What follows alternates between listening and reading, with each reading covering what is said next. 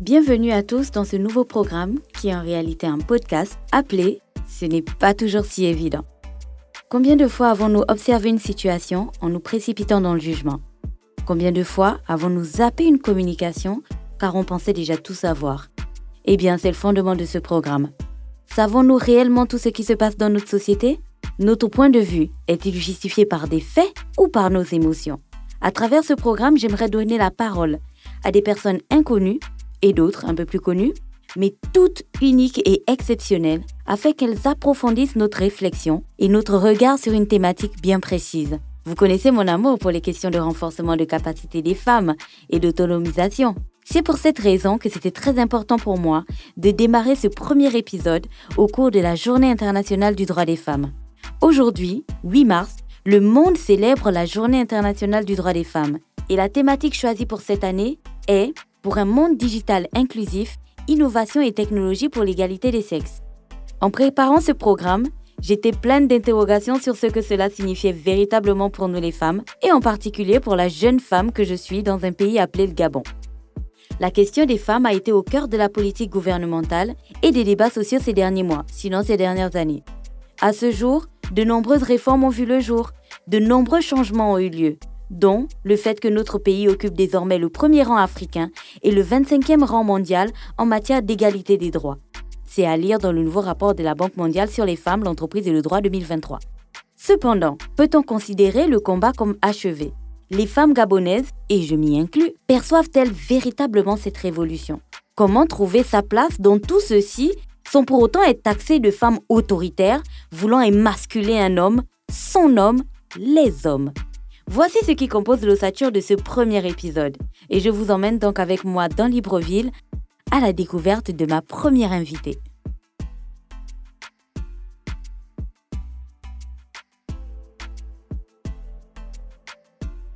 Nous sommes donc dans la deuxième partie de notre podcast et je serai accompagnée aujourd'hui d'une personne exceptionnelle.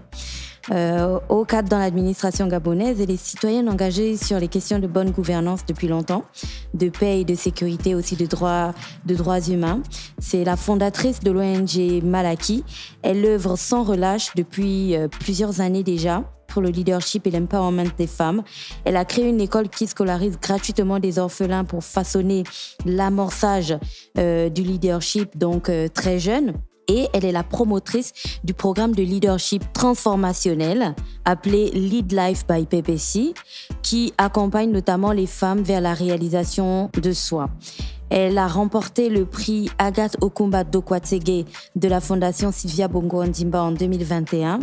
Et en 2022, elle a été nommée par le président de la Commission de la Communauté économique des États de l'Afrique centrale, donc la CEAC, dans le comité de pilotage du réseau des femmes médiatrices et vice-présidente du bureau exécutif. C'est ça. Elle est mariée. Elle est mère de 3 enfants et elle est aussi grand-mère de 2 petits-enfants. Et c'est celle que j'appelle affectueusement maman parce qu'elle m'aide beaucoup et elle m'accompagne personnellement aussi dans ma démarche de leadership et dans ma démarche associative. Donc aujourd'hui, j'ai décidé de discuter durant cette journée internationale des droits des femmes avec Madame Pepesi Ogulingende. Bonjour maman. Bonjour Gina.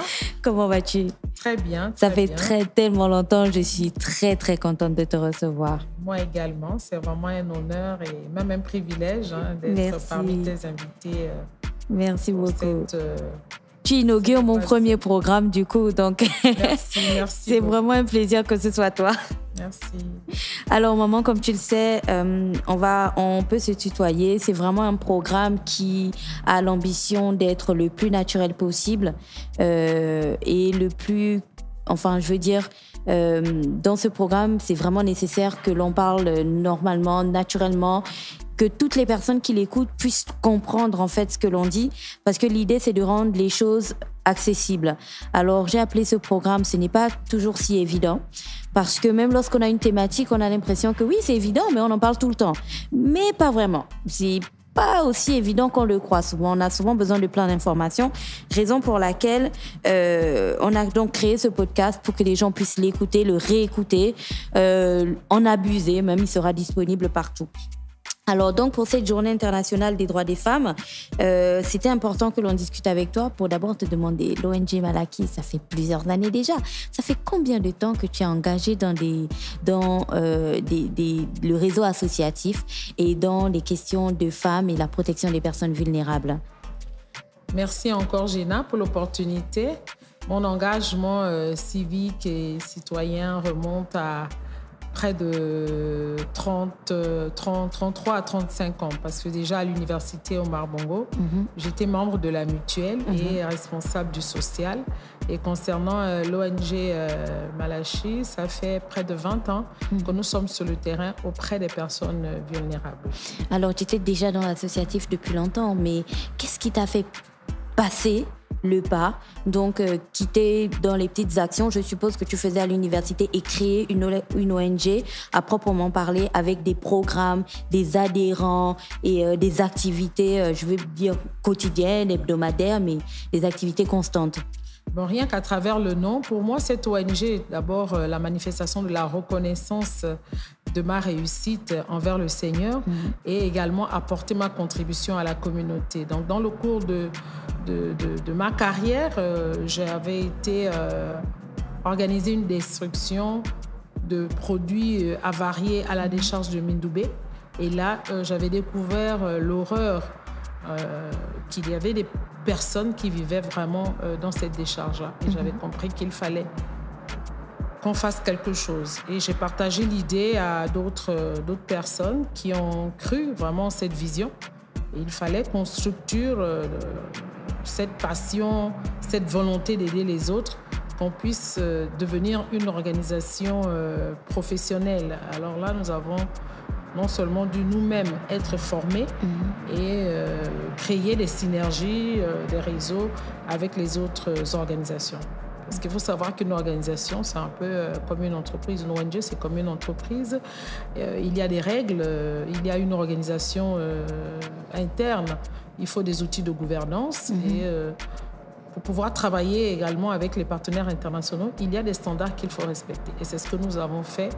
Et je peux dire que ça a été, jusqu'aujourd'hui, une plus belle formation. Hein. C'est vraiment une grande école de la vie parce que vous découvrez des réalités. Vous apprenez également des choses auxquelles vous n'êtes peut-être pas confrontés au quotidien. Et comme tu l'as dit tout à l'heure, ce n'est jamais évident. Ce qui semble évident pour toi, dans la communauté par exemple, ce n'est pas évident. Voilà. C'est clair, c'est clair.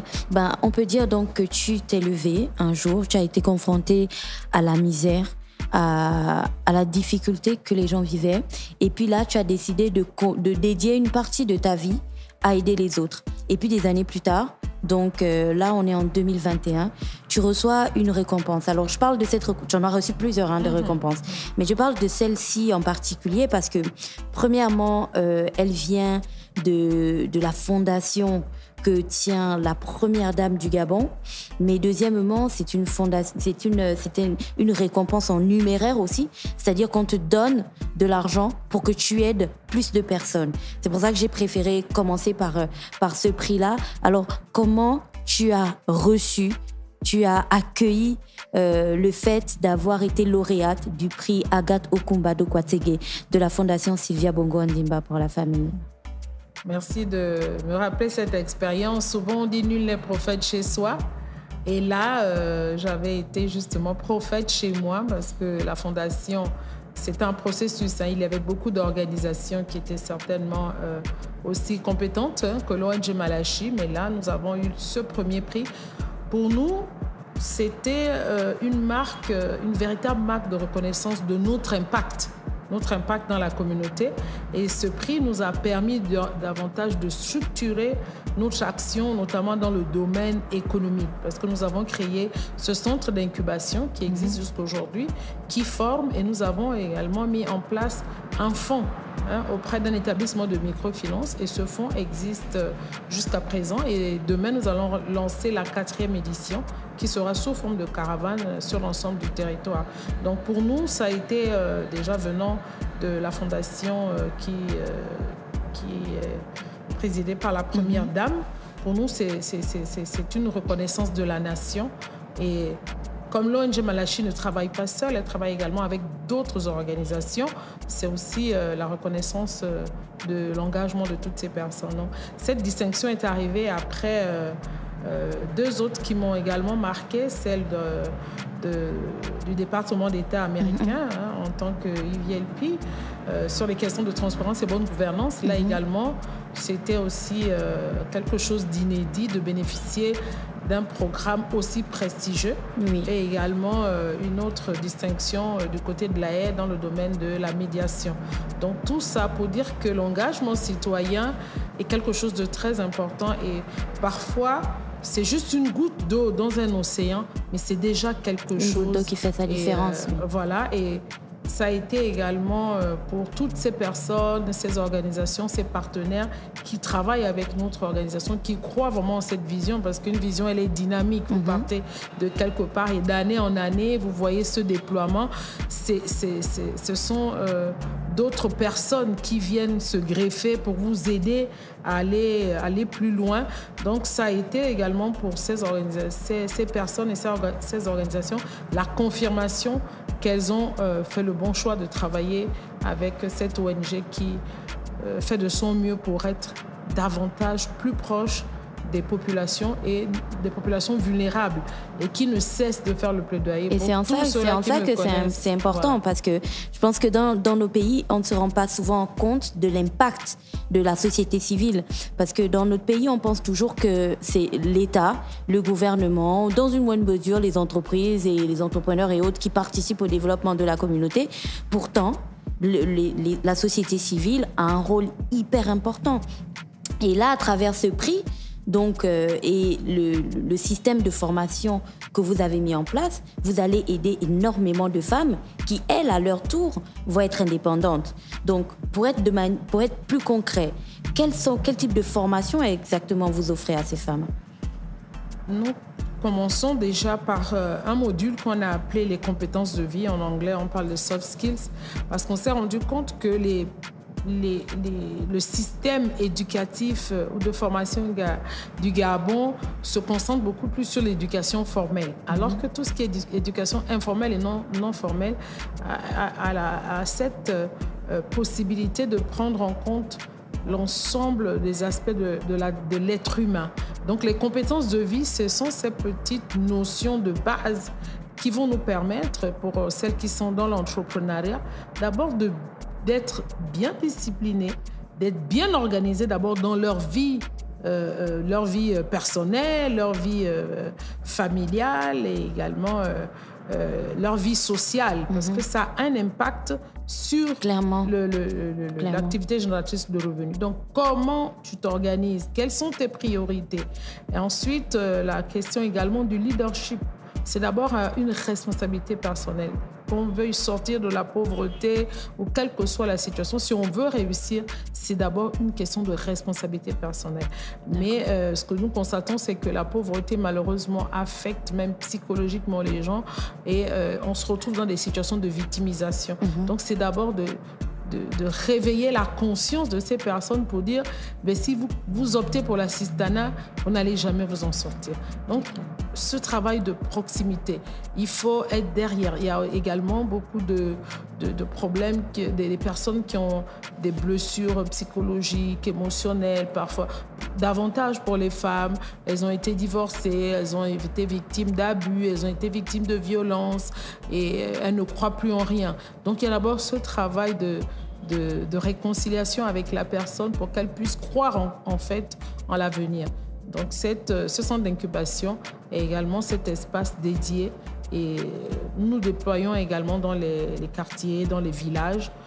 Voilà pourquoi nous avons besoin davantage de ressources, mais déjà depuis 2021, nous avons eu la possibilité d'aller dans les provinces comme l'Ogooué-Maritime, Langounié, et nous allons continuer à nous déployer pour toucher le maximum, parce que le monde rural aussi est aujourd'hui un défi. Autant dans les capitales, il y a beaucoup de programmes. Nous sommes plusieurs organisations qui travaillons, mais en milieu rural, ces femmes ont l'impression d'être délaissées. Et c'est là-bas qu'il y a le plus gros du travail. Voilà, le prix, tu l'as reçu en 2021. Moi, j'espère que d'ici la fin de l'année, on pourra encore se faire un point dans ce programme et tu me diras un petit peu la quantité des femmes que vous avez pu former et l'évolution. Parce qu'une des choses aussi que l'on a au Gabon, c'est l'absence de suivi. Donc, quelqu'un peut avoir un prix et puis, juste au moment où la personne a le prix, tous les feux des projecteurs sont sur elle. Et après, il n'y a plus personne qui repart lui demander comment ça se passe. Si ça se passe bien, s'il y a des difficultés et ainsi de suite. Mais nous avons quand même des statistiques déjà. Depuis 2021, nous avons pu former 1050 femmes sur l'ensemble du territoire à travers tous les programmes. Et une centaine de femmes ont déjà eu accès au financement. Voilà. C'est génial, c'est génial. Moi, je te souhaite toute la réussite possible avec ce programme. Merci. Et par contre, on va continuer. Et là, il y a un autre prix que tu as reçu qui est vraiment, celui-ci est une véritable distinction. C'est pas que les autres n'étaient pas des distinctions. Celui-ci est une véritable distinction qui récompense tout le dur labeur que tu as effectué durant toutes ces années. Je parle bien entendu de cette reconnaissance de la Commission de la Communauté économique des États de l'Afrique centrale en tant que membre, c'est ça, du comité de pilotage du réseau des femmes médiatrices et vice-présidentes du bureau exécutif. Là, on n'est plus sur le Gabon, on est vraiment sur quelque chose qui regroupe plusieurs pays. Est-ce que tu peux nous expliquer exactement ce que c'est? Vraiment, je suis très émue par ce témoignage de la CEAC parce que ce réseau a été créé par les chefs d'État en janvier 2022. Et lorsqu'en novembre, j'ai été nominée avec 10 autres femmes, donc nous sommes 11 de la communauté. J'ai été vraiment très, très, très, très émue de la reconnaissance du travail, non plus au niveau du Gabon ou bien aux États-Unis et autres, mais vraiment au niveau de la CEAC. De la sous-région, oui. Donc ce réseau, le réseau des femmes médiatrices de paix de la CEAC, c'est un regroupement de femmes qui permettra de travailler dans la prévention, la gestion et la résolution des conflits, non seulement à l'échelle de la sous-région, mais également dans le monde.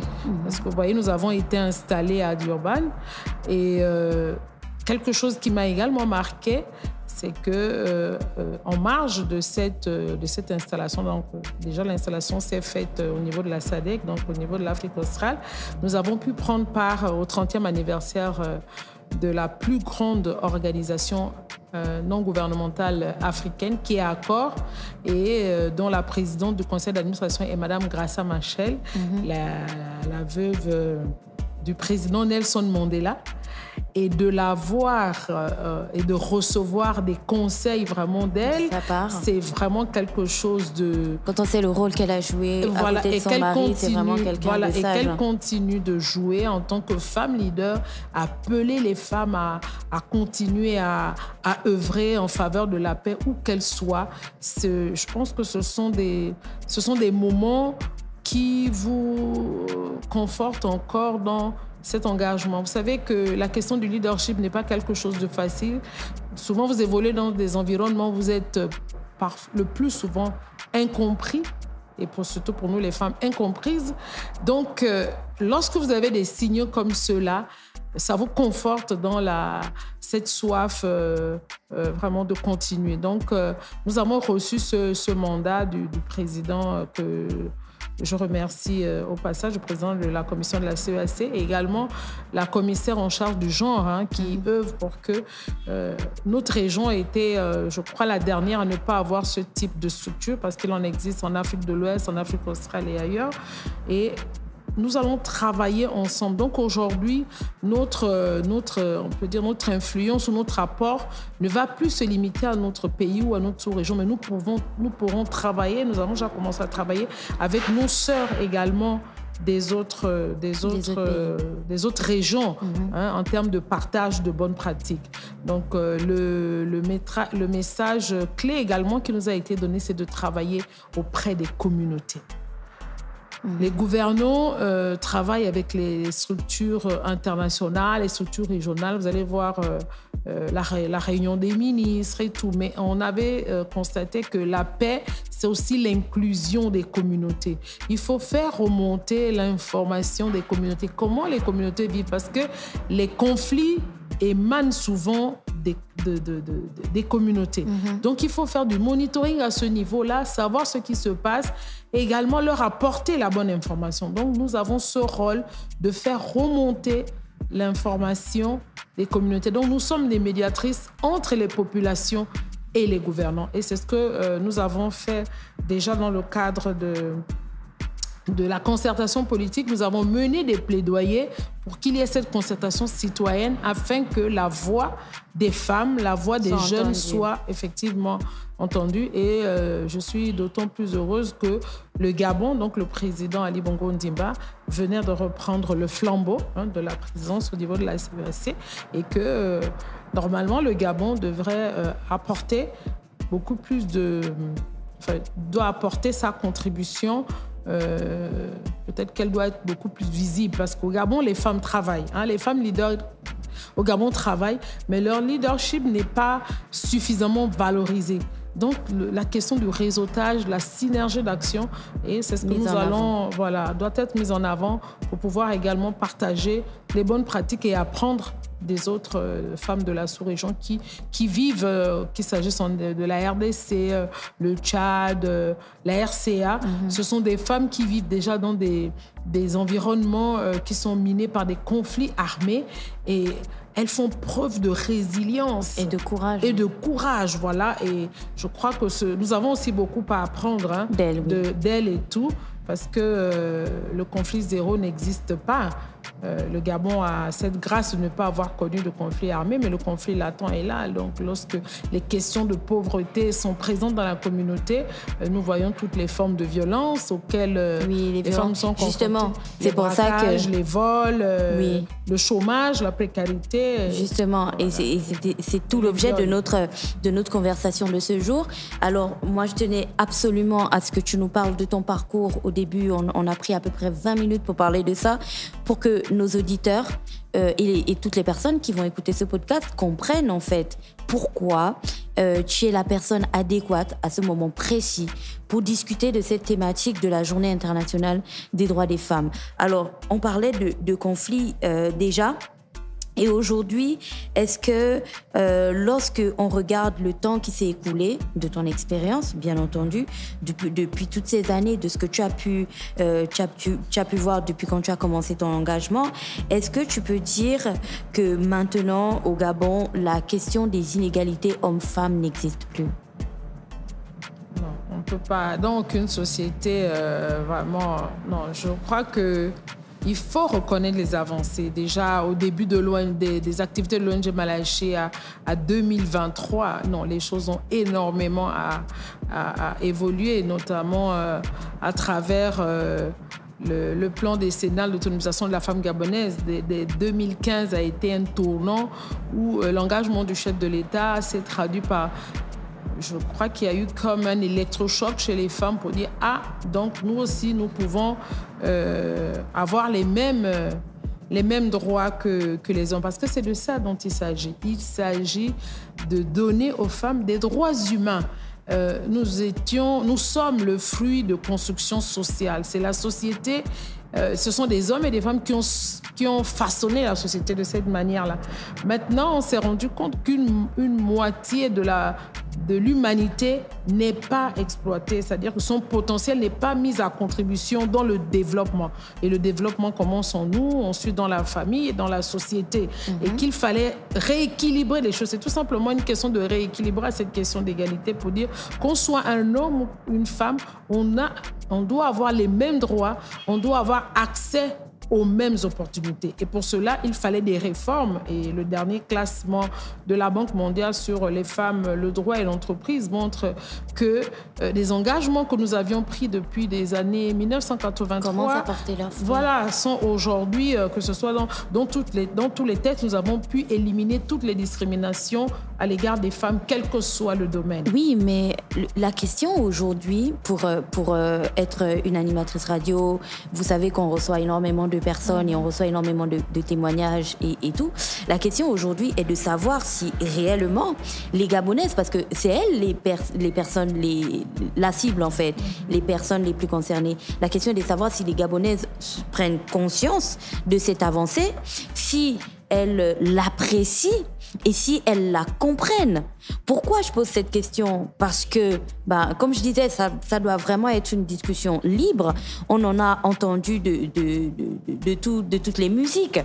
Il se dit que les avancées qui ont été mises en place avaient pour objectif d'émasculer les hommes, avaient pour objectif de briser la cellule familiale africaine gabonaise et de partir vers un schéma occidental qui a montré ses limites et ainsi de suite. Donc aujourd'hui, on peut se réjouir de ce classement. Mais est-ce que ce classement profite aux Gabonaises? Comme je disais tout à l'heure, que nous sommes le fruit d'une construction sociale. Donc, ce sont les hommes et les femmes qui avaient organisé le monde de cette manière-là. Et on s'est rendu compte qu'il y a un problème. Il y a un problème parce que cette femme à qui on ne donne pas la possibilité de pouvoir exprimer son potentiel, malheureusement, déjà pour elle-même, c'est un problème et pour la société également. Je vais prendre mon exemple de vie. Je suis en couple depuis 35 ans et j'ai toujours évolué dans un environnement d'égalité entre mon époux et moi, en termes de droits. Accès aux mêmes opportunités, j'ai pu occuper de très hautes fonctions, je fais des études, je vais dans des conférences à l'international. Ça ne m'a pas empêché d'avoir aujourd'hui une famille équilibrée, une famille stable, avec des enfants qui ont réussi. Donc je crois que nous sommes là face à une révolution sociétale et qu'il faut des programmes. C'est tout à fait normal qu'il y ait la peur de l'inconnu. C'est un peu comme un saut dans le vide. On avait toujours fonctionné comme ça et on veut désormais... c'est un changement de paradigme. Donc, il faut des programmes d'information, d'éducation et de communication pour emmener ce changement de comportement. Que ce soit les femmes ou les hommes, je pense que si on leur expliquait le bien fondé de cette égalité, je crois que même les hommes seraient les premiers à y adhérer. On dit il faut 2 mains pour applaudir. Vous savez, la vie, moi je côtoie beaucoup de personnes et dans mon parcours, j'ai rencontré des cas où des hommes sont tombés malades parce qu'ils étaient les seuls pourvoyeurs. Ils sont tombés malades et toute la famille a périclité.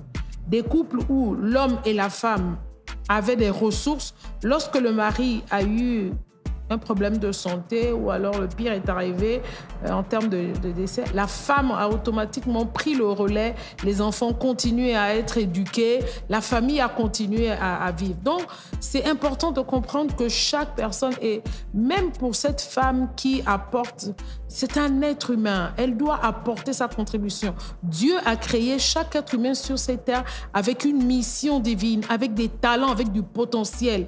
Et on ne devrait pas empêcher un être humain d'apporter vraiment, de se déployer, d'apporter vraiment sa contribution.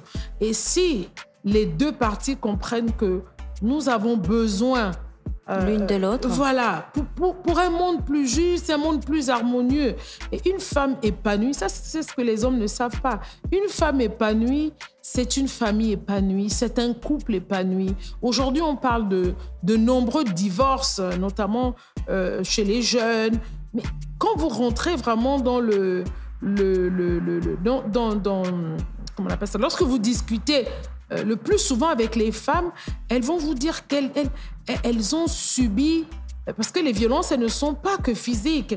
Elles étaient dans une situation de domination où elles n'étaient pas libres, même psychologiquement, mentalement, et qu'à un moment donné, elles ont pensé que la seule solution, c'était vraiment de divorcer. Donc, malheureusement, les divorces font encore plus de mal à la société. Donc, c'est important de comprendre qu'on doit s'accompagner. Je crois que dans un couple, dans une société, on doit s'accompagner. L'homme doit être ce partenaire qui accompagne sa femme. La femme doit également disposer de compétences pour accompagner son époux, pour avoir une famille beaucoup plus stable. Donc, l'égalité en termes de droits et d'opportunités, c'est quelque chose d'inéluctable. Si on en parle à l'échelle mondiale, maintenant, dans la manière de mettre cela en œuvre, il faut des programmes de conduite de changement. Il faut rassurer les hommes, il faut rassurer les femmes. On parle beaucoup d'autonomisation économique, on parle d'inclusion. C'est tout simplement pour que les femmes également puissent disposer de ressources pour pouvoir déployer leur potentiel. Et ce potentiel doit d'abord être déployé pour sa famille. Pour le bien-être de sa famille. Aujourd'hui, lorsqu'on voit, c'est un exemple un peu bête, quand on voit la Journée internationale des droits des femmes, par exemple, aujourd'hui, on va recevoir des fleurs avec Bonne journée de la femme, on va voir des posts Bonne fête aux femmes, et puis les femmes elles-mêmes, elles se sont lancées dans une sorte d'auto-promotion avec des photos très sexy pour le 8 mars et ainsi de suite. Mais est-ce que cette journée exactement est une journée qui doit être une célébration, ou c'est plutôt une journée qui doit nous faire comprendre que l'alarme de l'inégalité reste toujours allumée et qu'on a encore du chemin à parcourir. À votre avis? Je pense qu'on peut faire les deux, célébrer les avancées, surtout en ce qui concerne le Gabon. Moi, je vais régulièrement dans de nombreux pays, notamment en Afrique. Je vous assure que les réformes qui ont pu se faire au Gabon, dans certains pays, il y a des dispositions qui n'ont pas pu être changées. Parce que justement, les hommes avaient cette crainte de dire, si on enlève ne serait-ce que la phrase, la disposition du Code civil qui dit « l'homme est le chef de la famille », pour eux, c'était une manière de perdre vraiment leur autorité, ce qui n'est pas du tout le cas. Parce qu'on a parlé de cogestion, mais dans la réalité, les couples qui durent, ce sont des couples qui travaillent, enfin, ce sont ces partenaires qui travaillent en équipe, qui sont véritablement en cogestion. Si vous étudiez vraiment les couples dans lesquels il y a une certaine harmonie, une certaine durabilité, parce qu'on peut aussi être en couple, bon, on sait qu'il y a beaucoup de couples, des gens qui vivent ensemble mais qui n'ont plus de vie de couple, qui ne se parlent plus, mais bon, pour des raisons parfois matérielles, restent ensemble. Mais si vous approchez des couples qui sont véritablement épanouis, qui sont vraiment accomplis, ce sont des couples dans lesquels chaque partie a eu la possibilité d'exprimer son potentiel. Donc, le 8 mars peut être aussi cette période pour célébrer les acquis en termes de droits. Pas seulement faire la fête, mais vraiment de célébrer vraiment ces acquis-là et d'être vraiment, c'est ce qu'on dit aux femmes, be aware, dans le sens où il faut toujours vraiment cette vigilance. Parce que le défi, c'est celui-là. On nous a donné des droits sur le plan juridique.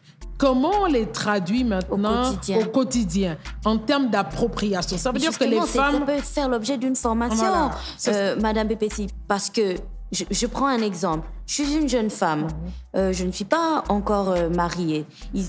Je pourrais me marier, je vais me marier dans ma vie. Mais ce n'est pas parce que professionnellement parlant ou socialement parlant, je suis une personne qui semble être stable. Mais si je n'arrive pas à m'en sortir dans le couple, peut-être que je ne sais pas comment faire. Je ne sais pas comment on vit dans une même maison qu'un homme, par exemple. Je ne sais pas comment on s'occupe de son mari. Je ne sais pas comment on fait pour garder sa place de femme. Est-ce que vous, à l'ONG Malachi, vous avez pensé à cette catégorie de femmes? Parce on est nombreuses dans Libreville à ne pas forcément savoir quoi faire.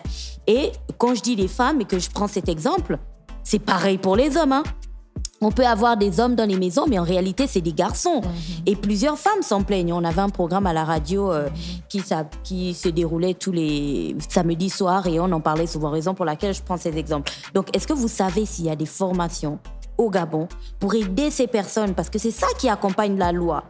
Le cadre législatif peut dire quelque chose. Mais si au quotidien dans la maison, on ne sait pas. Comment ça se passe? Absolument. Nous avons, que ce soit au sein de l'ONG Malachi, nous avons un programme, La parole aux femmes, pour d'abord comprendre quelles sont leurs attentes, quelles sont leurs réalités. Et également dans le programme Lead Life by PPC, voilà pourquoi j'ai créé ce programme de leadership qui est un programme de coaching et de mentorat. Et pas plus tard qu'à la veille de la Saint-Valentin, nous avons organisé une activité avec des jeunes couples et nous avons fait venir des femmes qui ont 50 ans de mariage pour partager vraiment leur expérience. Et ça, c'est génial. Malheureusement, beaucoup, surtout les femmes, croient que l'histoire de Roméo et Juliette a existé. Elle n'a jamais existé. C'est tout simplement un mythe, hein, que ce soit parce que le mariage, c'est dur. Voilà, que ce soit novellas ou autres. Ce sont des scénarios qui sont inventés par des hommes pour pouvoir vendre tout simplement... de leur réalité. Pour vendre tout simplement leurs produits. Il ne faut pas l'oublier. Et ce sont ces erreurs-là qui font que lorsque les jeunes filles vont en ménage, elles s'attendent à vivre ce type de romance. Et le prince charmant. Voilà, et le prince charmant. Non, le mariage, c'est une construction. On s'engage en mariage pour bâtir une œuvre. Et comme toute œuvre en construction, il y aura des erreurs, il y aura des échecs, mais effectivement, il faut être équipé pour savoir que c'est un processus. C'est un processus. Et ce que nous avons partagé, c'était un peu la question de la maturité du couple. Parce que le couple aussi, c'est un processus qui va de la phase de fusion. Hein. On se rencontre, on parle d'amour. L'amour, ce ne sont pas des émotions, ce n'est pas du feeling. Non, là, on s'est attiré. Mais ça, c'est une période qui peut durer de 1 mois à 3 ans, par exemple. Ensuite, à partir de 3... il n'y a plus l'amour. Non, il y a toujours l'amour, mais l'amour, ce n'est pas justement ce sentiment de feeling, non. C'est vraiment de bâtir une relation. Et là, ça demande des efforts, ça demande des connaissances, ça demande des stratégies. Et de 3 ans, et lorsqu'on arrive à 3 ans, par exemple, on arrive à la première phase du conflit. Il faut savoir que le conflit fait partie du processus du mariage. Parce que lorsqu'il y a conflit, lorsqu'il y a crise, ça doit nous amener à nous remettre en question et ne pas penser qu'on a échoué. Alors que les jeunes pensent que lorsqu'il y a crise, directement, on a fait le mauvais choix. On se plaque. On n'a pas fait le mauvais choix. Ça fait partie du processus. Et de cette crise-là, on doit tirer des enseignements, on doit redéfinir les règles. Et là, on a encore des challenges au moins jusqu'à 10 ans. Ça veut dire que lorsqu'on se marie, les 10 premières années sont des années cruciales. On ne doit pas être surpris de ce qui va se passer. 2 éducations, 2 visions, 2 niveaux d'études, 2 manières de voir les choses et tout. Mais tout ça, pour trouver des points de convergence, ça demande du travail. Et ça, il faut que les femmes... Et du temps. Donc, voilà pourquoi les 10 premières années sont des années vraiment cruciales. Mais les jeunes pensent que au bout d'1 an, je ne vois rien. Et puis, vous avez parlé de la culture africaine. Moi, je le dis aussi, les Africains n'ont pas les mêmes skills que les Occidentaux. En Afrique, un homme, pour exprimer son amour, il n'a pas besoin de te faire de bisous. Non. Mais il aura une attitude souvent paternelle. Gentille. Voilà, c'est l'homme qui est là pour les situations. C'est vraiment l'ange gardien. Vraiment, en Afrique, il faut voir le mari comme un ange gardien qui est là, qui veille au bien-être de sa femme, au bien-être de sa famille. Il n'est pas obligé d'avoir des gestes, comment je peux dire... dire je t'aime tous les jours, apporter des roses. Je t'aime tous les jours ou t'offrir des roses et tout. Ce n'est pas culturellement africain. Et malheureusement, les jeunes filles pensent que c'est ça, la manifestation de l'amour. Non, c'est cet homme qui est là parce que tu es malade. Il va assurer justement ce rôle d'ange gardien parce qu'il sait que sa femme est malade. Sa femme a eu un problème dans sa famille, il est présent. Quand j'observe la culture africaine, c'est comme ça que j'ai vu nos parents évoluer. Donc, il faut aussi que les femmes sortent des schémas. Parfois, elles créent elles-mêmes leurs propres problèmes parce qu'elles ont des attentes qui sont irréalistes, qui sont illusoires. Le mariage, c'est beaucoup plus que ça. On veut bâtir une destinée commune. Et c'est très important qu'on discute de ce point avec toi, parce que comme tu as présenté ton parcours dès le départ, ce n'est pas tiré par les cheveux. Quand on parle de Madame Pépessi Ogulinguédé, c'est un leader sur les questions des femmes et sur les questions de leadership des femmes, d'empowerment des femmes, sur les questions de protection des personnes vulnérables depuis des années. Sauf que ce qui est présenté souvent à la société, aux grandes dames, bien entendu, de toutes les lois et de toutes les campagnes qui sont faites, c'est que plus une femme va être autonome, indépendante, leader et elle va se battre sur certains points, plus elle va être rebelle à la maison et que ce ne sera pas une vraie femme, parce que la vraie femme, en vérité, elle ne doit pas être aussi présente et aussi visible. C'est ce que la société pense. Une fois qu'on s'affirme sur des questions, que l'on défend des positions, on a toujours cette phrase qui revient: ah, toi tu vas pas te marier, hein? Ou alors ça doit être dur à la maison, hein? Donc est-ce que là maintenant, du point de vue de Madame Pépessi, est-ce que ça fait 35 ans de mariage, donc c'est très important que ça vienne de toi, de comprendre que ce n'est pas parce qu'on défend des positions qu'on n'est pas une vraie femme en fait une fois que l'on est avec son mari. Vraiment, merci vraiment de le rappeler, parce que moi, justement, j'ai eu un parcours qui montre que lorsqu'une femme peut déployer son plein potentiel, non seulement c'est une bénédiction pour sa famille, pour la société, et elle peut atteindre des niveaux de leadership qu'elle ne peut pas imaginer. Si je vous dis que je suis en couple depuis 35 ans, ça veut dire que je suis allée en ménage à 21 ans. J'étais à l'université quand j'ai rencontré mon époux. Donc, imaginez-vous que j'aurais arrêté, pourquoi pas mes études, parce que moi, mon mari, il était issu d'un milieu aisé. Il avait suffisamment de ressources, mais il m'a accompagnée dans ma progression sociale et professionnelle. Il m'a payé des études en France. Il m'a toujours accompagnée parce qu'il a su que j'avais du potentiel, et il m'a toujours accompagnée à déployer vraiment ce potentiel-là. Et je ne le remercierai jamais assez. C'est vraiment cet appel que je lance aux hommes pour dire: lorsque vous avez à côté de vous cette femme, il faut l'emmener à donner vraiment le meilleur d'elle-même, parce que le premier bénéficiaire, c'est vraiment mon époux. Ça, je peux vous le dire aujourd'hui, le dire à tout le monde. Je crois que l'une des clés de la stabilité vraiment de mon foyer, ça a été que nous n'avons jamais eu de crise sur les questions financières. Mais jamais, jamais de la vie. Parce que nous avons toujours eu suffisamment de ressources des deux côtés pour pouvoir réaliser ce rêve d'envoyer nos enfants à l'étranger, aux États-Unis, en France, à construire vraiment une vie stable, à préparer également le futur. Parce que, je vous le dis, ça fait 35 ans. Après, on passe à la retraite. C'est tout un processus. Voilà pourquoi on disait que le mariage, c'est toute une construction, et il faut être capable d'être stable dans toutes ces étapes. Lorsqu'on arrive au 3e âge également, c'est une autre vie, ce sont d'autres besoins. Il faut être capable vraiment de les assumer. Donc, dans les formations en leadership, on nous dit 51%, c'est le mari.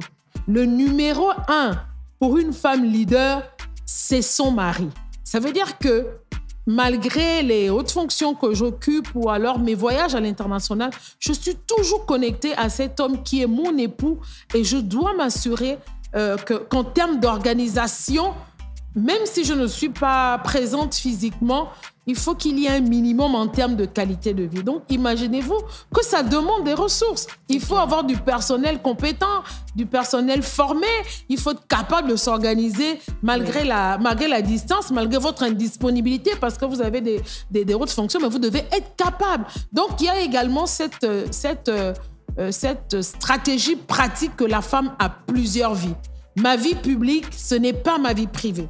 Maintenant, le message aussi que je veux lancer aux hommes, quand j'observe certains couples, notamment chez les jeunes, ils ont cette mauvaise compréhension de se dire, parce que sa femme est en avant dans la sphère publique, pour reprendre l'autorité dans le cercle cercle privé, il va avoir tendance à exercer une domination ou alors à se comporter violemment ou à utiliser des méthodes qui, en fait, rabaissent la femme à la maison. Non, je pense que si ta femme est valorisée à l'extérieur, le mari aussi doit...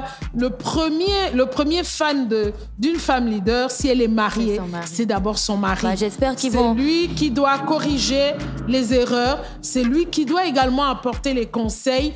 Donc, cet homme doit être véritablement un compagnon. Et la femme également doit comprendre que cet homme est également sa priorité. Souvent, les femmes disent « Je suis dans ce couple à cause de mes enfants ». Tu ne peux pas être dans un mariage à cause de tes enfants. Ces enfants sont nés parce que tu t'es d'abord mis avec quelqu'un. Donc, il faut accepter, il faut s'organiser, il faut se préparer, il faut tirer des enseignements et il faut avoir la capacité, on dit femme multitask, c'est aussi femme plusieurs vies. Il faut savoir jouer cette femme de la vie publique, cette femme qui est épouse, cette femme qui est mère, cette femme qui est un agent dans la famille. Donc, c'est vraiment très important. C'est tout match vraiment pour la femme, mais il faut être préparé. C'est clair. C'est vraiment très important que ça vienne de... Il faut être formé. Voilà pourquoi à l'époque, c'est dommage, il y avait les cercles traditionnels où la jeune fille ou le jeune garçon était formé avant d'envisager la vie de couple. C'était censé être remplacé aujourd'hui par les associations, mais les associations, on fait les repas, on raconte tout et n'importe quoi, on se bagarre. Et puis les églises aussi, et ça ne sert plus à grand-chose en fait. Il faut insister sur ça, redonner les fondamentaux et déconstruire les illusions qui sont aujourd'hui des faux référentiels. Messieurs, accompagnez vos femmes dans leur développement parce qu'une femme épanouie, c'est un ménage épanoui. Et les femmes également, ayez la bonne stratégie pour... je crois qu'il faut rassurer cet homme-là. Il faut rassurer cet homme que cet homme fait partie du dispositif et il a une place vraiment importante. Une place très importante parce qu'il ne s'agit pas du tout d'émasculer qui que ce soit. Pas du tout. Il faut deux mains pour applaudir. C'est clair. Et quand cet homme est mis en confiance, je pense que pour avoir observé beaucoup de femmes leaders de haut niveau dans le monde entier, ce sont des femmes qui ont une certaine complicité avec leur époux. Et je connais des femmes qui sont... moi, j'ai une amie qui est en expatriation depuis plus de 20 ans. Au Gabon? Non, elle a été... c'est vrai qu'elle est d'origine camerounaise. Elle a été en Europe. Actuellement, elle est en Afrique de l'Ouest. Mais pendant plus de 20 ans, elle a réussi à s'organiser du mieux qu'elle peut pour maintenir son couple et gérer l'éducation de ses enfants qui, aujourd'hui, même certains, sont déjà dans la vie active. Donc, c'est une question de formation. Ce que je retiens, c'est que tout est possible une fois qu'il y a une véritable symbiose, une véritable connexion, un véritable accord entre les parties. Ça se construit, ça se travaille, c'est un processus, voilà. C'est un processus. On va revenir à la Journée internationale des droits des femmes, quoi qu'on y était en plein, mais cette fois-ci avec le thème de cette année pour boucler cet entretien. Comme tu le sais, je pourrais discuter avec toi des heures et des heures et des heures parce que j'en apprends tellement à chaque fois. La thématique de cette année, c'est les femmes, donc oui, c'est ça, pour un monde digital plus inclusif, donc le droit des femmes pour un monde digital plus inclusif. Est-ce qu'aujourd'hui, innovation et technologie pour l'égalité des sexes, est-ce qu'aujourd'hui, que ce soit dans l'ONG Malachi ou dans la société en général, quand tu observes, est-ce qu'on utilise véritablement les nouvelles technologies et l'innovation pour nous conduire vers l'égalité des sexes? Et concrètement, qu'est-ce que ça veut dire? Parce qu'on comprend pas trop. J'ai une amie qui m'a appelée parce qu'elle devait débattre sur cette thématique et elle se demandait, mais c'est pas les ordinateurs qui vont nous emmener à l'égalité. Donc, qu'est-ce qu'on a voulu dire par là? Qu'est-ce qu'on doit retirer de là? Et justement, de cette question aussi vers ton mot de fin, du coup. Nous avons dans l'ONG un programme sur la digitalisation, notamment les femmes, Women in Technology, parce que la technologie aujourd'hui est une réponse à de nombreux défis. Je vous disais tout à l'heure qu'une femme leader qui n'est pas en permanence à la maison va utiliser justement la technologie, non seulement pour maintenir le lien avec son époux, avec sa famille. Il y a aujourd'hui des applications qui permettent d'alléger le poids, les charges des femmes en termes d'organisation. Donc, c'est déjà dans la sphère privée, c'est quelque chose de très important. Vous avez rapidement envoyé un message à votre époux pour le rassurer parce que vous êtes à tel endroit, vous avez filmé, vous avez envoyé. Donc, déjà dans la vie de tous les jours, c'est un outil vraiment très important. Et toutes les applications qui ont été créées autour pour permettre aux femmes d'avoir un peu plus de facilité par rapport à la complexité de leur journée. Nous avons également, grâce au digital, la possibilité d'être informés et formés. Vous n'avez plus besoin d'aller dans une école directement en ligne. On a des programmes dans tous les domaines, même des programmes d'Harvard, des universités qui n'étaient pas accessibles. Donc, c'est un outil d'information. Comment vous allez... il suffit d'aller sur Internet, vous mettez la loi sur les violences faites aux femmes au Gabon. Vous aurez cette loi. Vous mettez les réformes du code pénal, du code civil. Donc, c'est un outil d'information pour toutes les femmes en termes d'égalité, en termes de droits et en termes de benchmarking, pour pouvoir également voir ce qui se passe ailleurs. Si vous avez une question, il suffit d'aller sur Internet, vous aurez la réponse. En termes de formation, comme je l'ai dit, que ce soit au Gabon ou ailleurs, il y a énormément de programmes. Je connais beaucoup de jeunes femmes qui utilisent Internet pour se former dans plusieurs domaines. C'est également des opportunités économiques parce qu'on parle d'argent. Les femmes ne veulent pas souvent entendre ça, les hommes aussi, mais les femmes ne pourront jamais avoir du pouvoir. L'argent, c'est le pouvoir. Si une femme veut s'engager, que ce soit en matière de leadership, que ce soit pour créer une ONG ou alors en politique, parce que les femmes doivent être dans les sphères décisionnelles, ça passe par l'engagement politique, mais ça nécessite de l'argent. Et le digital, ce sont des opportunités en termes économiques. On parle du e-commerce, comment vendre tes produits en ligne, donc c'est accessible à tout le monde. Donc aujourd'hui, c'est de permettre au plus grand nombre de femmes, qu'elles soient dans les marchés, dans le cadre du programme AVEC, nous avons formé les femmes dans un des marchés de la capitale, notamment à Akanda. Et à travers WhatsApp, elles arrivent à vendre leurs produits. Il y en a qui vendaient les produits bruts, notamment les tubercules qui revenaient de Mouila, qui est réputé comme étant... c'est les meilleurs. Voilà. C'est très apprécié. Mais qu'est-ce qu'elle faisait? Elle perdait la production une fois qu'elle n'avait pas vendu parce que les délais de conservation sont très courts. Donc, pour accroître le temps de conservation, elle a décidé de faire la première transformation. Donc, elle épluchait. On a pu lui permettre d'acquérir un congélateur. Elle congèle désormais ses tubercules. Elle a également de l'huile de Moabi et autres produits qui reviennent. Et tout simplement, elle a donc elle a son business, son WhatsApp business. Elle poste tout simplement ses produits. Et elle a également un répertoire de toute sa clientèle. Dès qu'elle a un arrivage, elle l'envoie. Donc, elle a pu accroître, ça c'est un exemple parmi tant d'autres, elle a pu accroître ses ventes en utilisant ne serait-ce que ce téléphone-là via WhatsApp. Maintenant, après, vous pouvez aller sur Facebook. Il y a beaucoup de femmes également qui ont aujourd'hui des boutiques en ligne. Donc, c'est ça, tout ça, l'inclusion, c'est de dire l'égalité, c'est à tous les niveaux. C'est en termes de droits, c'est sur le plan économique, c'est sur le plan politique.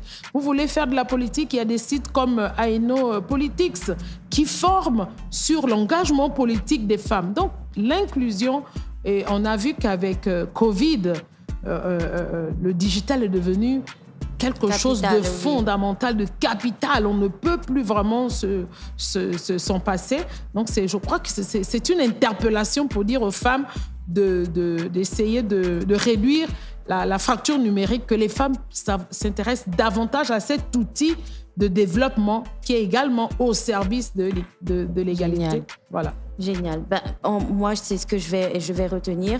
Les femmes doivent se former en utilisant le numérique. Les femmes doivent aussi s'informer parce que pour bien vivre tous ces changements et toutes ces améliorations, il faut les comprendre.